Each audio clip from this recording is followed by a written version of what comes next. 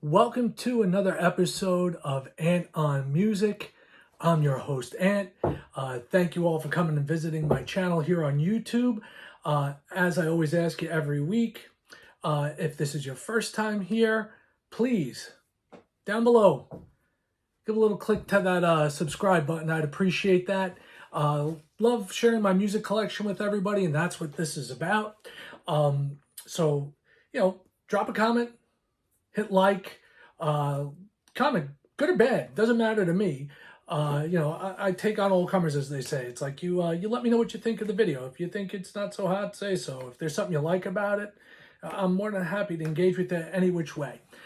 This week we're going to take a look at some stuff in my record collection that I've added recently. One thing that's kind of connected to a newer release, and that's pretty much it. Got about 4 or 5 releases for you, including a box set, which is always cool to do an unboxing of an artist or whatever it is that I'm unboxing this week. First thing I want to start off with is a release that came out towards the end of last year, but didn't somehow make it stateside till the very beginning of this year, and it's from the mastermind behind the Buggles, former member of Yes, the brains behind Frankie Goes to Hollywood. That would be Trevor Horn. This is his latest. It's called Echoes, Ancient and Modern. And this follows up on an album he put out year prior, which is called Trevor Horn Reimagines the 80s, which I got on CD, which I'm still trying to hunt down on vinyl. And this was cool because, it had, and it's the same as this album, he's got reinterpretations of, classic songs.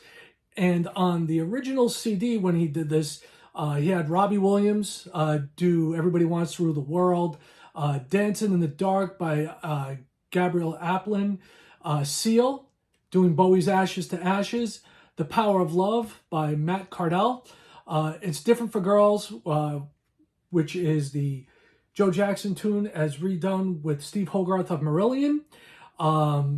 And you have Simple Minds 2, Brothers in Arms. They're redoing the classic Dire Straits track. Also, you have Trevor Horn doing Owner of a Lonely Heart on the Remember the 80s. And Trevor also does Take On Me, the classic Aha song. On the new album, right, the one that's just come out, Echoes, Ancients and Modern. Take a look at the album first. Here's the cover. All right. There's the back.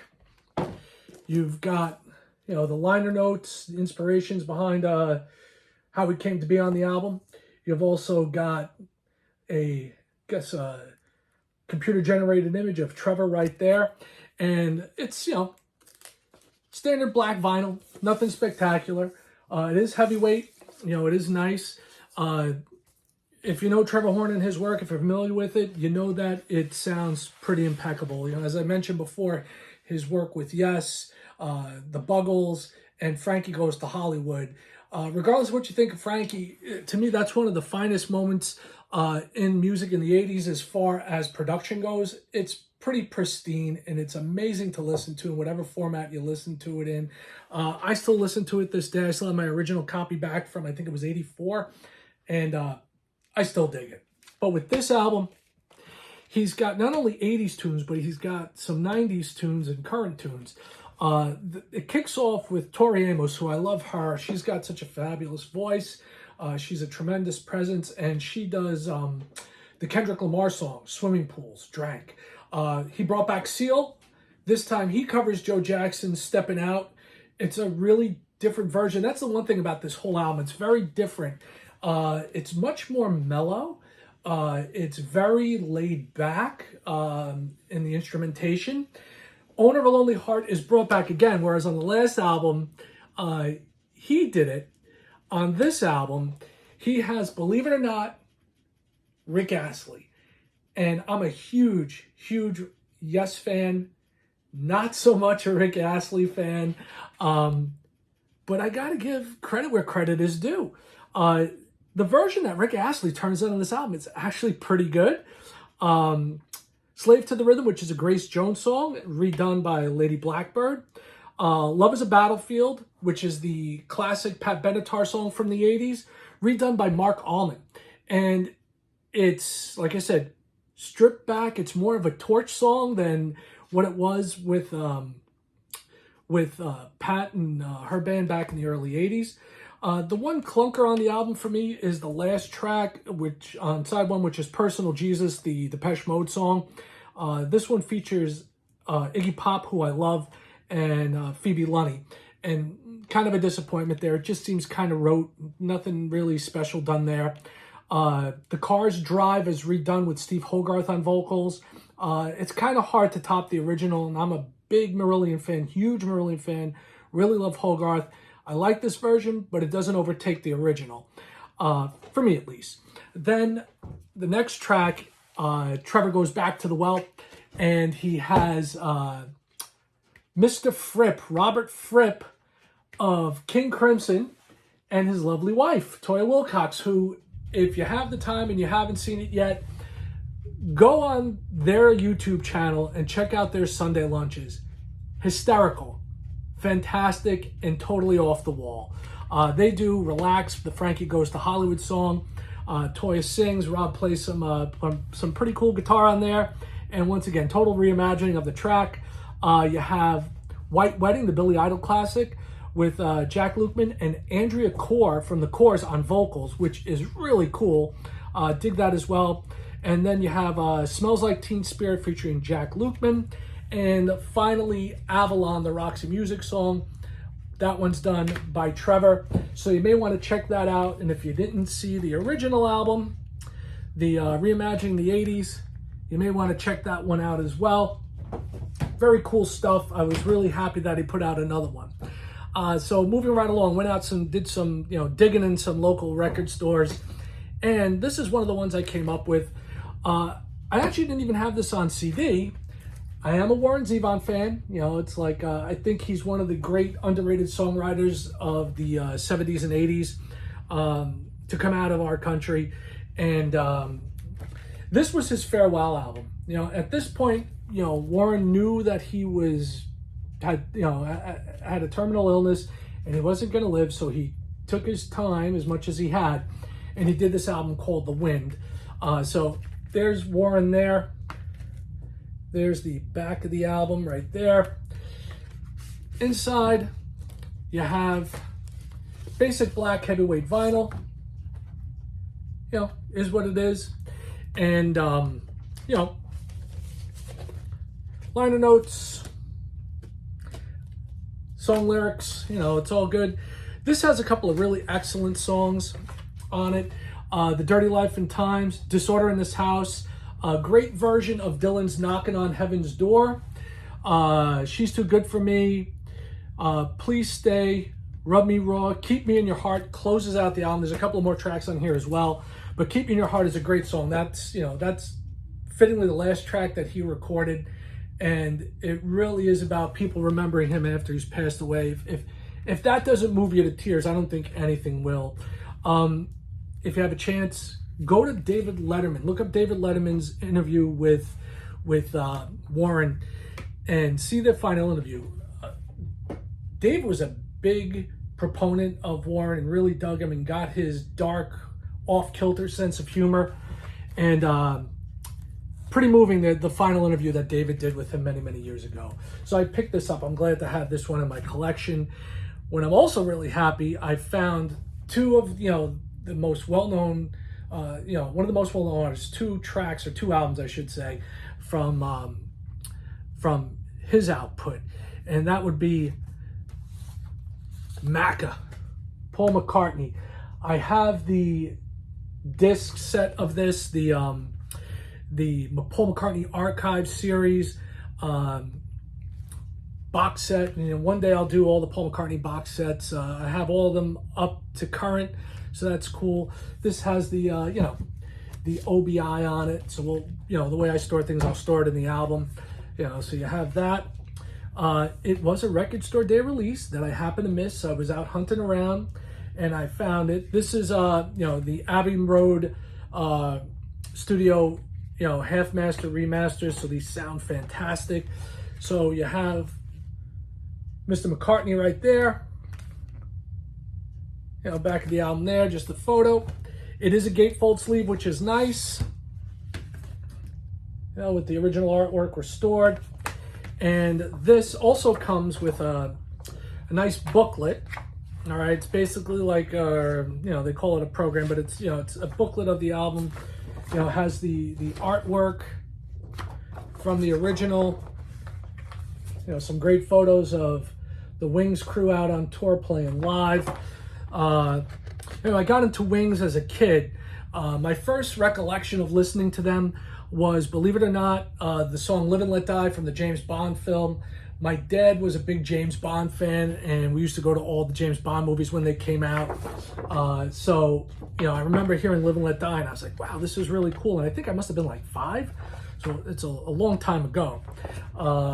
And that got me into McCartney and Wings, and the Beatles were always played in my house. So that was that. It also comes with an explanation, this little card here of the recording technique used for this particular remaster. And the vinyl itself, once again, nothing spectacular here, just pretty plain old black vinyl, heavyweight, always cool to have. And believe it or not, this isn't a plain white record sleeve.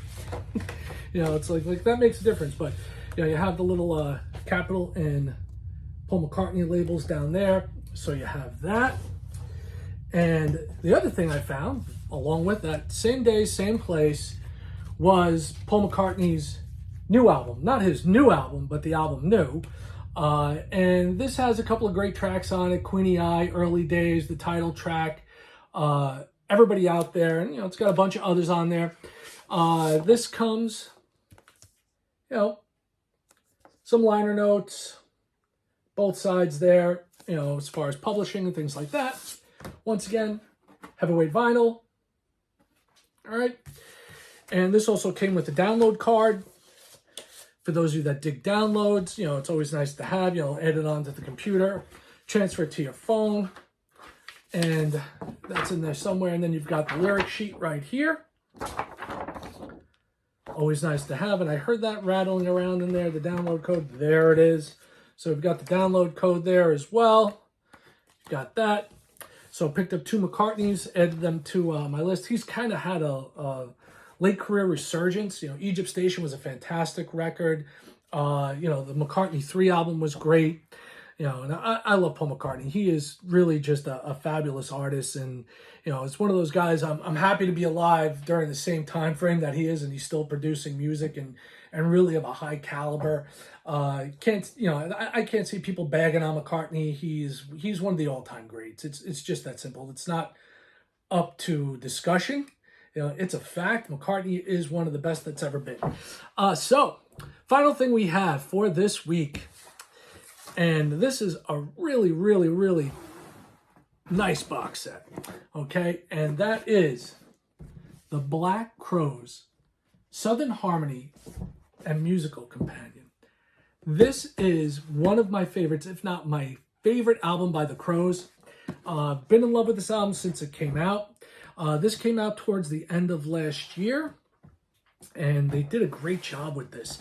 The cover is, gold embossed. The box itself is like a leatherette type of finish to it. It's got a very nice texture to it. Came with the hype sticker. I clipped that off. I'm going to save that. And, the back of the box, they're always wrapped in shrink wrap. So you have all the information regarding what exactly is on the box from a musical standpoint. And when you open this up, it's not a typical lift-off box. It opens, and it's attached.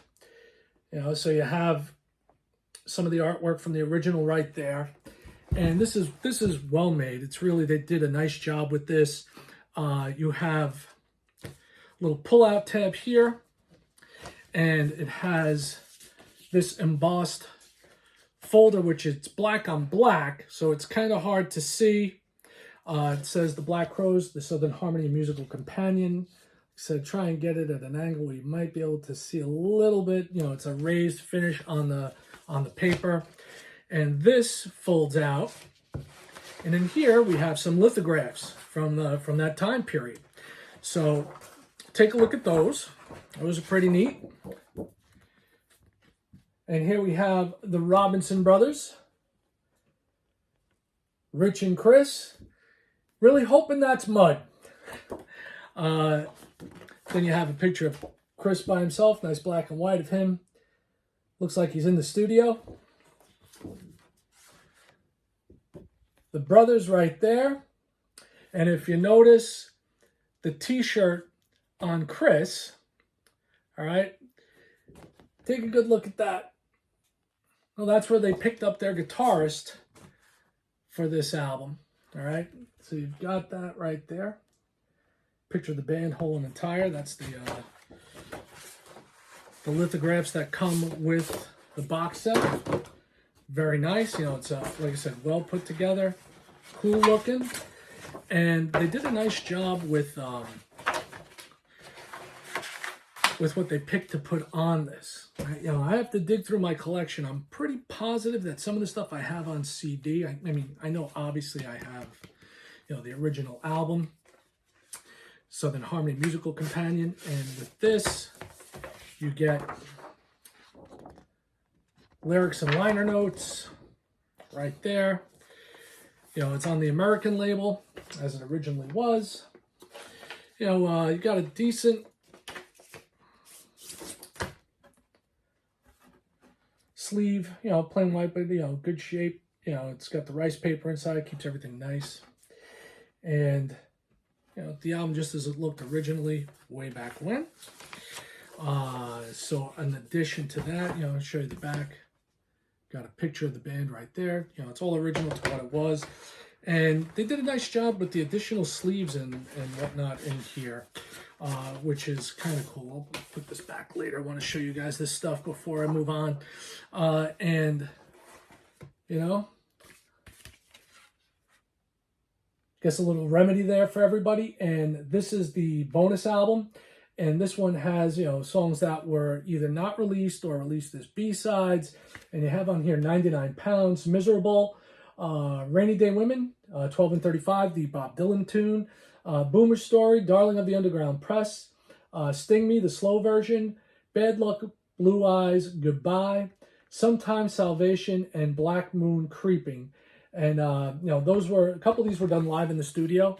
And there's Chris and, you know, inside's playing just, you know, simple 180 gram vinyl record in the white rice paper filled sleeve. And finally, as far as music goes, you have a 2-record live set from Houston.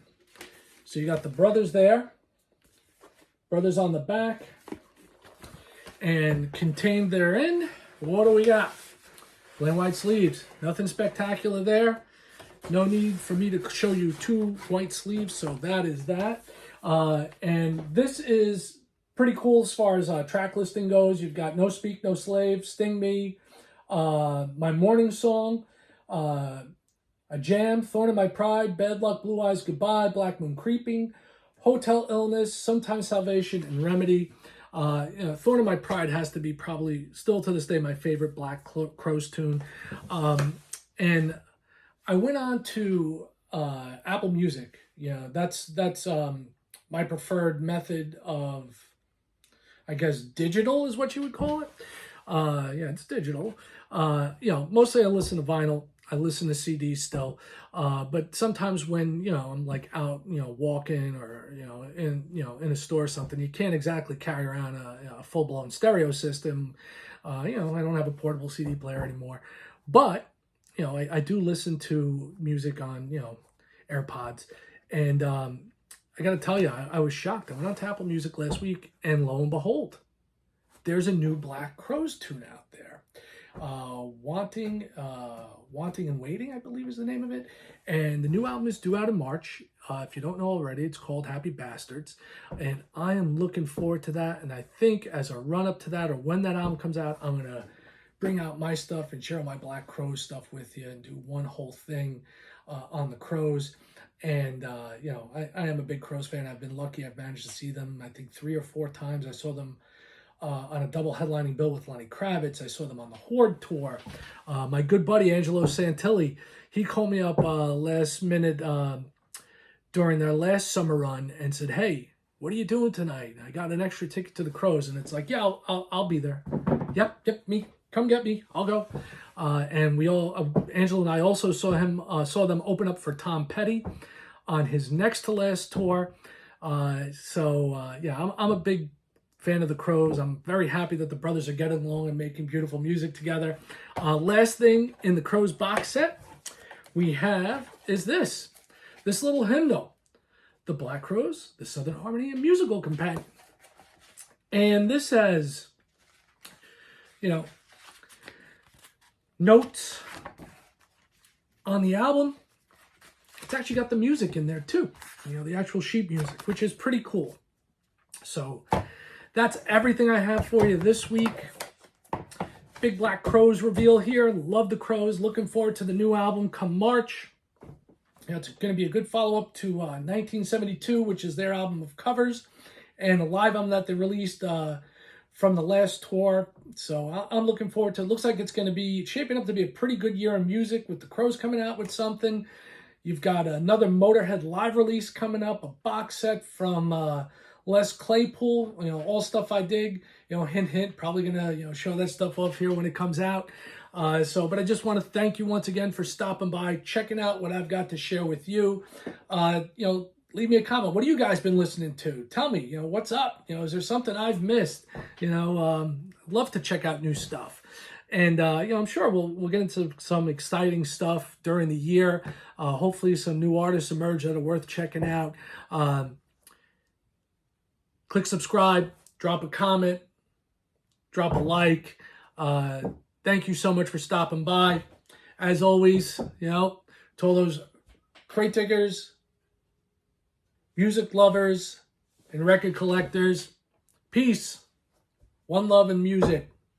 Catch you next week.